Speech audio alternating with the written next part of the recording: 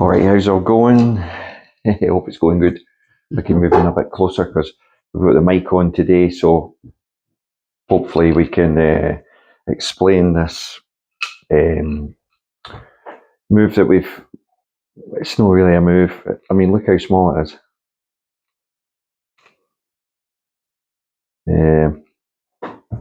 So what you're doing basically is, because you can see the close up on my arm there. So conventional golf would have you here, and your two V's have got to line up. So your throw point's up here. But what you want to really double check is that this arm's angle and wrists match up. The reason for that is that your wrists are doing this. Now, if you try and do that move here, that's where your wrists need to be.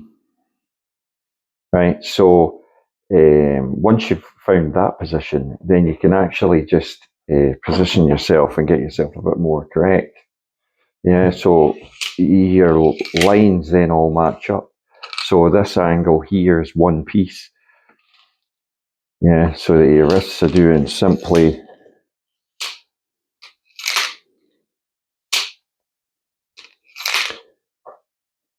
and as you come down, obviously you're square because your body rotates. Now, if you want to test this, get the gem and stick it on, because obviously the gem halfway back position wants you with the toe up, right? And there is where my wrists are going, and that is simply that in line there, so that I can blend my turn and throw just the way Mike Costin intended it to be done. Let's move ourselves over.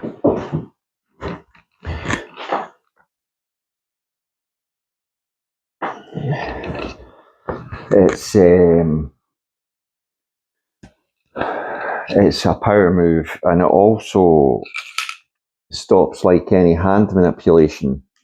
There's none of this going on. Your hand manipulation is simply this, right? With your turn. And like I say, if you don't believe me on this, hook the gem on. This is what cemented it with me. We reverse engineered the gem, and then from there, that thing unlocks a lot of secrets with what's moving and what's not moving in the golf swing, and what reacts to the. This is the thing here, as Ernest Jones testified and taught. The club moving should make the body react. Now, obviously, as you'll have worked out, the club actually needs to be thrown diagonally upwards on a 45-degree angle and thrown down diagonally on a 45-degree angle with your wrists matching up. And if you do it enough, your body starts to react vertically up and down. There's no sway. There's just vertical up and down. Reason for that is you're actually driving from the ground, pushing up on this way, and you're pushing down. Well, some say pulling down, but it's a throw and it's straight down like an axe blow. But as you're doing that, the weight that you're holding is coming down through your knees. Now, obviously, if you want to see an extreme example of that, Mo Norman is the one to watch. But like I say, the biggest thing with this is the whole illusion that your eyes cannot suss out. So when you watch golf on the TV, when you watch all these guys, you just 100% are fooled by your eyes. But here's like the mind-blowing part that really does. Once you practice this enough, once you start feeling really the results of it, and once you're internals and your brain start to see this 45-degree line and where your wrists and hands are going. Now when you start to watch Rory, Tiger, right, and all these great players, guess what? They might have some nuances, but that's all they're doing. Biggest secret in golf. And there you go. That's it. In just over 5 minutes. Because once you've seen it, it's like the veil of the magic trick has been lifted. The only way you'll see it is through, like I've shown at the range, start with not moving those shoulders, really hold them off and get the wrists lined and throw up and throw down, right? Even without moving your shoulders hugely, you'll hit the ball. And then from there, you can work out. Everyone's different. But the good thing about this move is it doesn't matter how much flexibility or shoulder movement you have, it matches up at the bottom, square to the flight line. So the club head is always square to the target, right? So you obviously have to be checking your aim, because literally you will hit the ball pretty much straight wherever the club face is pointing. Now, when can you say that the last time that ever happened? So you will amaze yourself at, but the first while when you're learning this, and the first odd one that you get, it's probably because you were aiming there. 100% because you were aiming there. Because there's none of this going on. There's none of that going on. There's just that going on. And your body reacts to the club and it squares at the bottom to the flight line.